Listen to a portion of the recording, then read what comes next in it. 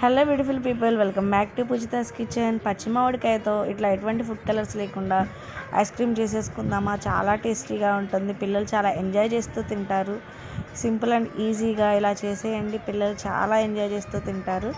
సమ్మర్ని హ్యాపీగా గడిపేస్తారు. వీడియో నచ్చితే Poojitha's kitchen like చేయండి, షేర్ చేయండి, సబ్స్క్రైబ్ చేయండి. Thank you to all.